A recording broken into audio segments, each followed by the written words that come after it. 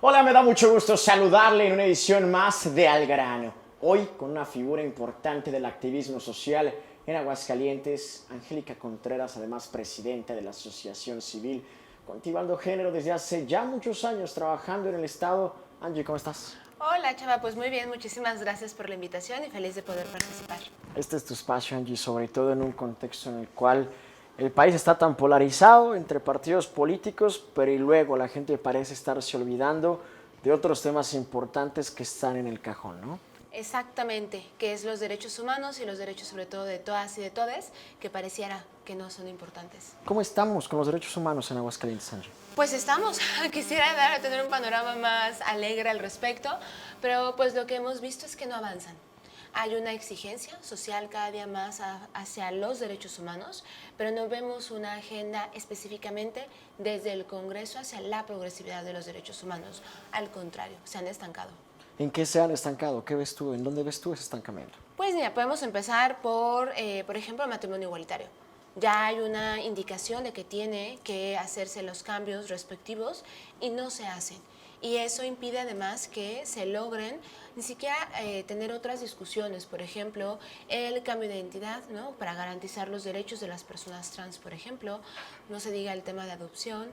Ahora con la discusión, por ejemplo, de hablar de educación sexual en las escuelas y claro, la gran deuda que se tiene, que es el sacar del Código Penal la penalización o la criminalización, como también le decimos, a las mujeres y personas gestantes que deciden abortar. Sí sigue criminalizando a las mujeres. Es decir, en Aguascalientes, más allá de que esté en el Código Penal, que de entrada ya es una aberración que existe una figura de ese tipo, pero tenemos en Aguascalientes mujeres que estén siendo perseguidas o que estén criminalizadas en este momento. Fíjate que es muy buena pregunta y esa es una de las cuestiones que más bien con las que han argumentado mucho los grupos ultraconservadores o fundamentalistas. Dicen que no hay ninguna mujer en la cárcel y sí es cierto, no tenemos registro de alguna mujer por el delito específicamente de aborto. Pero una de las cosas que hemos observado es que luego se les detiene y se les encarcela por algún otro delito. Lo que sí pasa en Aguascalientes es que hay a quienes se les ha abierto una carpeta de investigación, que es muy distinto que se abra una carpeta a que se llegue a una sentencia. Ya el simple hecho de que se les abra una carpeta, ¿qué implica? Te van a investigar, te van a cuestionar, te van a hacer ir a largas jornadas para investigar qué fue lo que sucedió. Eso ya es una criminalización por todo el estigma que se produce, y eso sí existe. El año pasado, en el 2022, el secretario ejecutivo del Sistema de Seguridad reportó que Aguascalientes abrió 13 carpetas por tema de aborto. Y este año, hasta mayo, había 7. O sea, hasta mayo llevan 7 carpetas abiertas. Pero además lo que implica de que el que esté en el Código Penal ya es un te estoy advirtiendo que no puedes. Porque no solamente es hacia las mujeres o a las personas gestantes, también es hacia el personal médico. También es, o sea, el lector, la doctora, enfermera, cualquier personal médico también puede ser criminalizado, hasta por dar información. Entonces imagínate esta, vamos a decir, persecución que existe de hasta de quien brinda información y que se le reporte, pues también puede justamente ser sancionado. Hay una exigencia para la despenalización del aborto y me refiero a algo muy importante. En tema de fundamentalismo les interesan mucho los números y decir, no, es que la mayoría de la gente es pro vida. Por otro lado, ustedes también, ¿no? Quien ha promovido la despenalización del aborto, tienen sus números. ¿Cuál es esa realidad estadística sin dejar que eso sea algo determinante para luchar o no por un derecho? Aquí me parece que es muy importante hacer esta aclaración de lo que mencionas, y es que también nosotras que estamos desde los grupos de derechos humanos de mujeres y grupos feministas, también estamos a favor de la vida. A ver, no es que nosotras estemos con una bandera de muerte o decir sí queremos o no. Estamos a favor de la vida. Tan a favor de la vida que cada feminicidio de una mujer, de una infancia, de una niña, estamos ahí alzando la voz también. Claro que estamos a favor de la vida, pero también estamos a favor de la decisión y la capacidad de decisión de las personas. Y también te diría que más allá de los números, ¿qué es lo que nos importa? Porque entonces también el tema de los números, por ejemplo, para los feminicidios ha sido importante. Me acuerdo que en alguna ocasión que decían, ay, es que nada más veo un feminicidio, ¿no? En aquellos años, hace como 6 años, cuando apenas lográbamos tener un feminicidio en Aguascalientes, porque hoy en día son más, ¿no? Es que nada más es uno, no pasa nada, no, no, no. Aunque sea solamente uno, vamos a exigir justicia. Y lo mismo pasa con el tema de aborto. Hay muchísimos abortos, No tenemos la cifra porque además los abortos que hoy en día se practican son desde la clandestinidad. Y no quiere decir que la clandestinidad sea mala.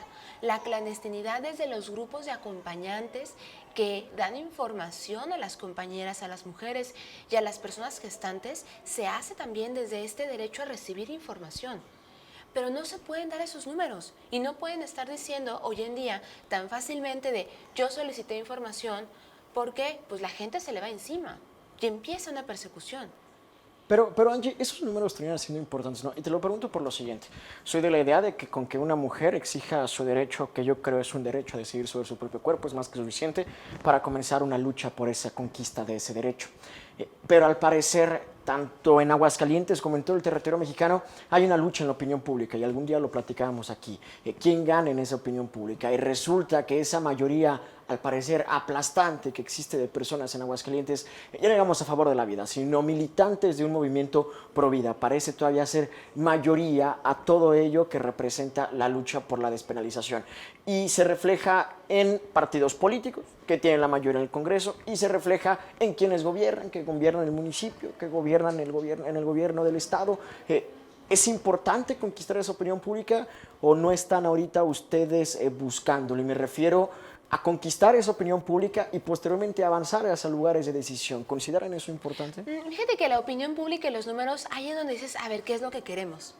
Porque también sabemos que el tema de los derechos humanos ya ni siquiera debería ser un tema de debate. Deben de garantizarse sí o sí. Si nos ponemos a debatir si es o no es derecho, no vamos a avanzar. Y ahí entonces ese es por qué no estamos justo. ¿Qué pasa con los números? Me parece que sí, hemos incrementado, si nos vamos a los números, claro que ha incrementado. Yo me acuerdo que por allá del 2018, cuando empezó el movimiento de la Marea Verde, aquí en Aguascalientes, la primera vez que nos reunimos en la Excedra, para un 28 de septiembre éramos 20 personas.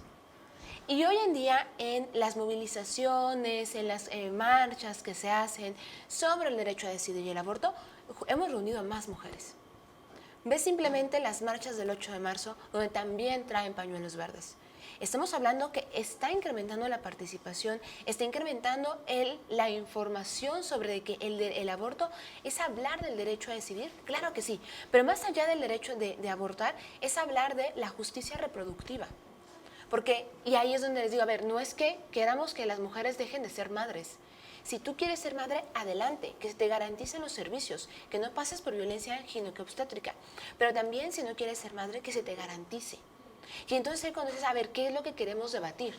¿Queremos debatir la información que se le brinde a quien la solicite? ¿O queremos seguir persiguiéndolas? ¿Queremos seguir no acercando esta información? Por eso decimos, a ver, ahorita, esto no es un tema de debates. Ya se dijo que es un derecho a decidir, la Corte ya ha dicho que es un derecho a decidir, tiene que ir de la mano, porque despenalizarlo es apenas el 20% del trabajo. Tenemos que después buscar la parte de presupuestos, que se legalice, los protocolos, la información, la educación, que es vital en el tema. Y tiene que ir de la mano. Si seguimos creyendo que es un tema que tiene que seguir, uno, polarizando y dos, debatiéndose, de ver quién tiene la razón, no vamos a avanzar. Ya se dijo, sí, es decisión de, vamos a seguirle, ¿cómo le seguimos? Pero claro, ¿qué grupo jala más? Y me parece que ahí es donde tenemos que sacar el tema político o sea, dejemos de politizar el tema. Es un tema de decisión y de derechos, no hay que politizarlo. Mejor, ¿cómo le hacemos para que quien decide ser madre pueda ser madre en las mejores condiciones y quien decide no ser madre pueda hacerlo en las mejores condiciones? Ahí, por ejemplo, toca también hablar del tema de adopción. Se está diciendo que Casa DIF está saturada. ¿Cómo le hacemos para garantizar que las niñas y niños que están dentro de este sistema puedan tener también una familia? Y luego le dicen a quienes buscan abortar que los den adopción. Exacto, entonces es como decir, exacto. Entonces, si ves el problema en general, entonces es más amplio.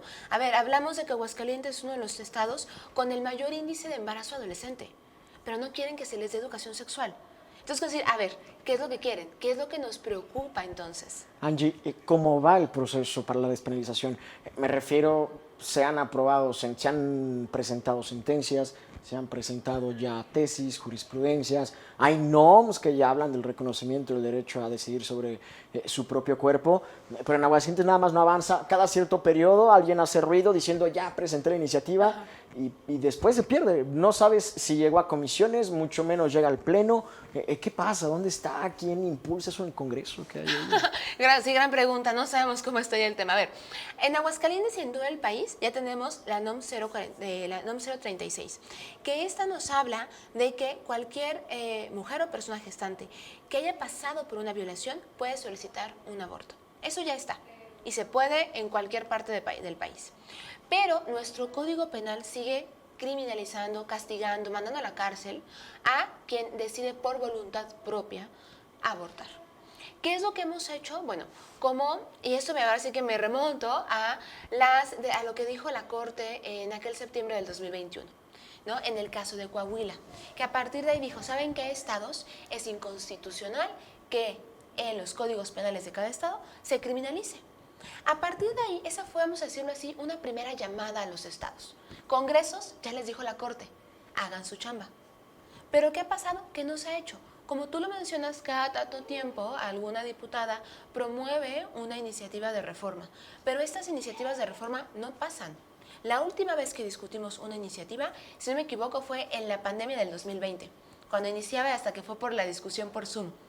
Y prácticamente nos votaron de forma garrafal. O sea, no ni pasó siquiera en pasó, comisiones. Ni siquiera pasó comisión. Y entonces ahí sabemos que políticamente en Aguascalientes, vía reforma del Congreso, no se va a poder. Porque aunque tenemos partidos que se nombran de izquierda, votan también desde otro lado, ¿no? Más la injerencia y la presión de otros grupos. Entonces la alternativa que tomamos fue presentar un amparo.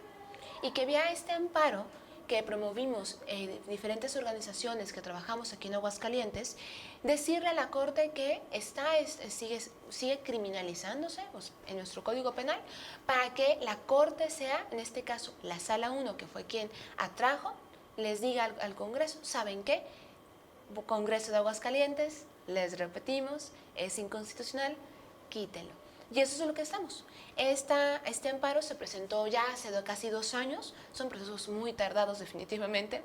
Y ahorita ya fue analizado por uno de los ministros, se presentó y estamos esperando a que sea votado por la Sala 1 de la Suprema Corte de Justicia. O sea, tú me estás diciendo que es ahora sí una posibilidad real que pronto despenalicen el aborto en Aguascalientes. Es correcto.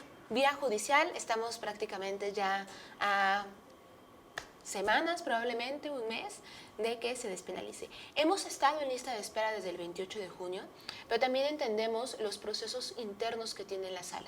O sea, son documentos que tienen que quedar muy bien escritos, muy bien redactados, que tienen que ser observados por las y los ministros, sí. Y en eso están. Entonces, la verdad es decir, ya está ahí. ¿Ya se proyectó ¿Ya se hizo el proyecto? Sí, ya está. Y nos dice que es correcto, que es inconstitucional que el Código Penal sancione y criminalice a las mujeres o personas gestantes. Ya está. Solo hace falta que lo suban a la Sala 1, mencionen el amparo y se vote. Entonces ya estamos prácticamente, yo espero que a semanas, o si no, tal vez un mes o probablemente un poquito más. Pero bueno, hemos esperado más de 35 años. Esperar unas semanas más ya es lo de menos. Angie, tú has acompañado el proceso. ¿Se vota ya y posteriormente aquí en Aguascalientes se tiene que impulsar una reforma? Tendremos que ver cómo sale el proyecto. Entonces es lo que estamos esperando. Puede ser que el proyecto diga que en automático le solicita ya, le obliga en este caso al Congreso a hacer la reforma para sacarlo del código. También puede ser que lo invalide en automático. Tendríamos que ver cómo queda y también es importante ver la cantidad de votos que se tienen, porque también depende de la cantidad de votos, son los efectos que se tienen. Son ya ahora sí que prácticamente como los detallitos que estamos esperando, conoceremos una vez que ya esté listo el proyecto, pero de que nos favorece, pues ya eso es un hecho. Pero estás optimista entonces. Demasiado optimista. ¿Crees que será historia? Sí. Totalmente, porque además es un amparo, la tradición que se tiene con los amparos es que el beneficio es hacia la persona que promueve el amparo. Y tendría beneficios de forma general, es decir, no solamente va a beneficiar a las organizaciones que estamos promoviendo, sino que se les reconoce a las organizaciones promoventes el que puede tener efecto hacia todas, es decir, por el trabajo que realizamos, es un trabajo que hacemos para todas y todos en Aguascalientes. Por lo tanto, el efecto no solamente es para nosotras o para quienes nosotras acompañemos, sino para todas y todos en Aguascalientes. Y eso es bien importante porque entonces se reconoce el trabajo de la sociedad civil. El trabajo que venimos haciendo en sociedad civil se nos reconoce y que ese reconocimiento tiene un impacto en la sociedad. Y eso es importante, no quiere decir que vamos a obligar, no vamos a obligar a nadie. ¿Quieres? Adelante, que sea desde un servicio digno. ¿No quieres? También, no pasa nada. ¿Se va a enojar el obispo? ¿Se va a enojar la gobernadora? Pues no sé quién se va a enojar, pero si quien se enoja pierde. Muy bien. Angie, yo te agradezco mucho.